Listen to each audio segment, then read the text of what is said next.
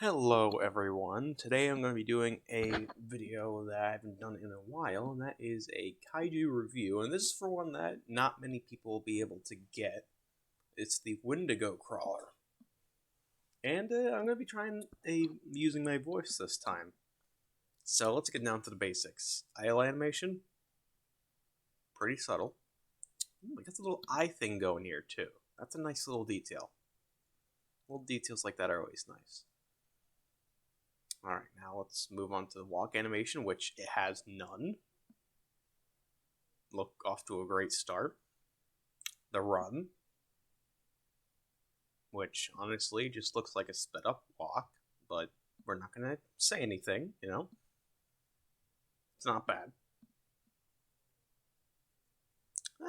And let's move on to swim. You know what? This makes me think of like a snake. The way it moves back and forth, like the way it sways. Makes me think of a snake. Now, let's move on to the attacks. We have Defensive Strike, which has max damage of 410, 15 charge, and I believe a cooldown of like 0.8. Then you have Guardian's Maul, 0.8 cooldown, 535 damage when max, and 15 charge. And then you have Guardian Swipe. Actually, I'm pretty sure Guardian Swipe is like the worst attack. I could be wrong here, but because that's one I forgot the max damage on. But from what I remember, like Guardian's Maul is the best attack it has, and even then, there's a reason why this is not very good. Next, you have Frost Song, and then Predator's Call. They're the exact same as the other Skullcrawler's calls.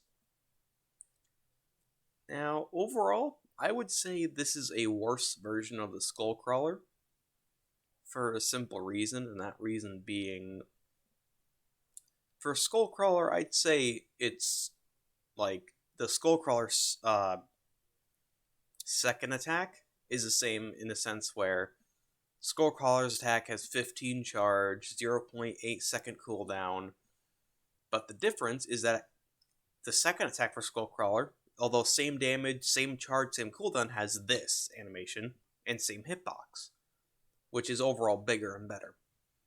But meanwhile, for Wendigo Crawler, it has overall it's a smaller hitbox, and the antlers actually get in your way sometimes, and you can get stuck on a kaiju you're trying to attack, and you'll like slide to the side, and you'll actually miss them entirely because the thing has such a small hitbox. You'll slide to the side, like let's see, I'm starting to attack a kaiju, and then yeah, you would slide to the side like this, and some of your melees, a good chunk of your melees would miss, and this is for your stronger attack. Meanwhile, Skullcrawler, even its second best attack, like Skullcrawler has a better second best attack with just a swipe, and that does 410 damage. Meanwhile, the Skullcrawler is like, attack that does 535 has this animation. It's more reliable. So if you want a more reliable attack for a Wendigo Crawler, you have to use the weaker, the one that does less damage. And if you do want to try the one that does more damage, well, you're going to have to deal with getting stuck on stuff because your reindeer antlers and your small hitbox. So overall, it's not terrible, but it's a worse Skullcrawler overall. But design-wise, I'd say it's very, very good. I like this. It's a very nice design. I like the Wendigo design. I like the skull. I like the subtle animations, like with the eyes, like right here, how it moves and all that. I like, I like it. Plus, look at the attention to the fur and all that.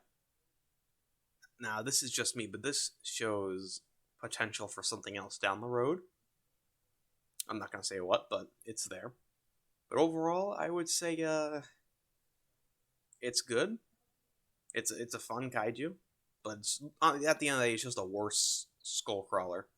So for those who don't have it, I mean, if you like it for its design, that's great. but for a kaiju that's good for fighting, you're not missing out on much. Yeah. And, well, thank you for watching, I guess. Now, if you'll excuse me, I'm going to regret the fact that I have 10 million G cells. Goodbye.